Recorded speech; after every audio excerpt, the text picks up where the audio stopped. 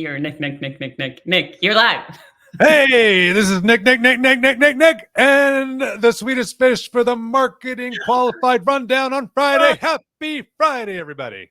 Happy Friday. This is my second live today because you didn't show up. I know. Yeah. I had to do it myself. Man, I say this every week, but some more fun stuff. So we have two amazing things to talk about today. One, the community funnel, and all about repetition. Because again, short attention span, so you got to repeat. So by the end of this, everybody will know my name is Nick. What's your name again? Yeah. Oh, okay. All right, let's do it. Let's talk about this. What the heck is the community funnel? This is the community funnel. It is, yeah. What a great visual. So, do you want to do it? You want me to do it? What do you got? No, you go. You're on fire. Right. Yeah, the community funnel. Obviously we talk about marketing, sales funnel and the pipeline and all this stuff, but the community funnel was actually a concept by Richard Patty. I'm not sure how you say his name actually.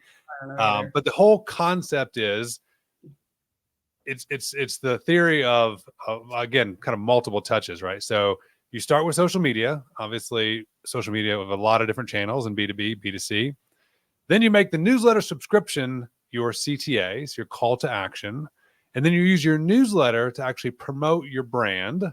And then you're actually driving sales from that community, from your community members. So think about it like a loop. So you're promoting the newsletter, and we obviously, as a side tangent, huge advocates of newsletters because we think that that's a great way to get good content out. Obviously, we're recapping a newsletter ourselves. So this is one way to do it, and we're doing it on social media. So we're trying to build a community. So now that community is interested in the topic and the material, and then you can market to those people because those are the people that are already interested in what you're talking about, and you can drive sales. So that's the community funnel.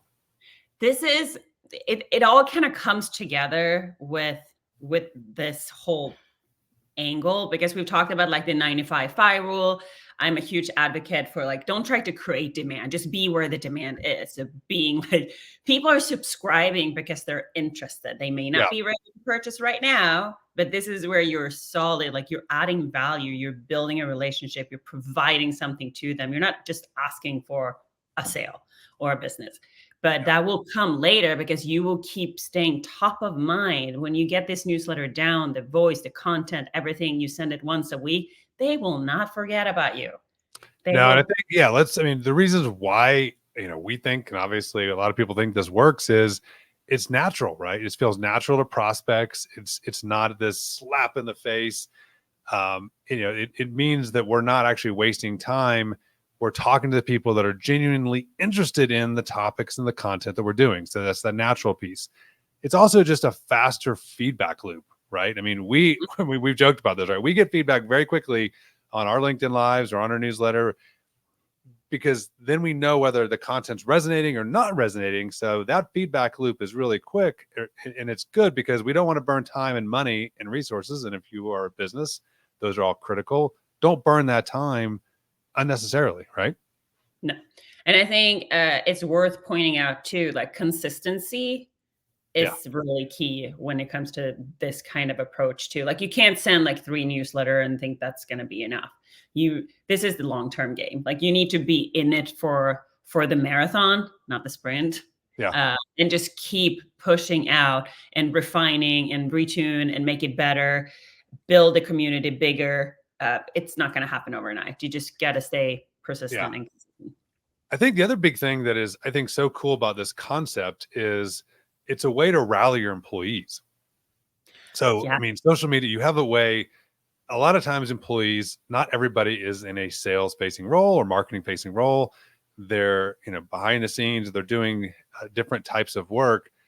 This is a model that allows those people and obviously everybody to be able to share content that they're proud of, to share content that they want to promote out to their network. And now it's not cringy. It's not, it's just now they can share the stuff out into the community, into their community. So you're by default, it's the ripple effect of getting more and more people enthusiastic about what you're doing. So that's fun, right? It's fun for employees to be able to be proud of what you're doing. So you're saying that employees, they typically don't want to share about product updates and product features. Yeah.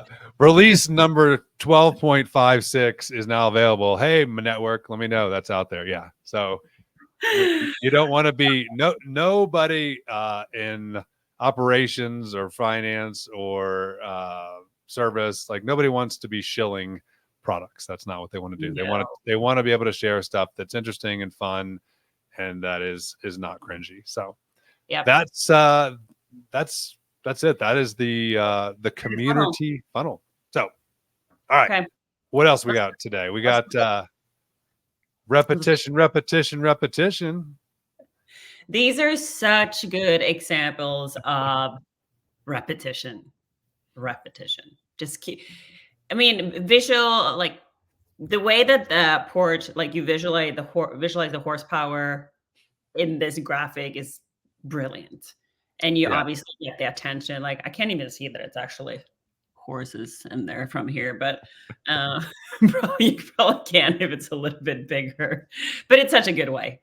Yeah, I mean, the message here obviously is, your message has to be repeated. I mean, what's the running joke now is like it's at least 15 touches before anybody will engage. But it doesn't even matter whatever form it is, whether it's advertising and paid media or email or whatever it is. The idea is repetition has to happen, and it's actually there. This is an example of showing repetition in an ad versus just being repetitive in a tactic. So the key is think about how you can change up the visualization of something to prove the value of it in a different way, which is obviously 662 horses all under the hood of the Mustang. Pretty cool. But also, I lost the train of thought there. Wait, let me say it again, and then I can say it again, and then say it again. Never mind. Drop it, whatever. Well, the other piece is, I mean, repetition is, the goal of any marketer is to stop the scroll, right? Like, and you need these visualizations, and showing repetition in an ad actually stops that, right? That's whether it be social media, email, or whatever it is. We're suggesting just try it out, test it out, see if it works. Oh, I got it back. So repetition doesn't necessarily mean like repeat the same ad 1,000 times, but repeat the message 1,000 different ways 1,000 times. And that's how you need to think about it. But it's all about repetition. It's all about getting your brand in the face of those who want and need to see it and hear about it. I'm so glad that came back to me. Yeah. Well, all right. So that's those are the two big things, the community funnel and repetition today. What else is my favorite part of this now? Let's repeat your favorite part of the day. The meme. The meme. Yes. For those fellow marketers out there, obviously we can truly understand holding all these things at one time. It's a challenge. So I swear I look like that when I come home from the store. There are Amazon boxes outside my house, and I'm carrying the groceries and my Starbucks. 100% me. Yeah. So hat tip to all of you fellow marketers out there. We appreciate you. We hear you. We understand the challenge and the pain that you go through. So, yeah. And with that, hey, these are so short. I think we need to come up with something more to make them longer. No, but that's it for this week. It's Friday. I hope you guys have a good weekend. Don't forget to subscribe to Marketing Qualified. You go to marketingqualified.co, and we will see you here again next week. Thank you, Nick. And if you want to check out our Marketing Qualified GPT on the ChatGPT GPT store, you can also go out there and ask it questions from the content that we produce. So yes, let's do it. I'll link in that. Let's link that one in the notes here too. All right. See you next week, everybody. Okay. Thank you.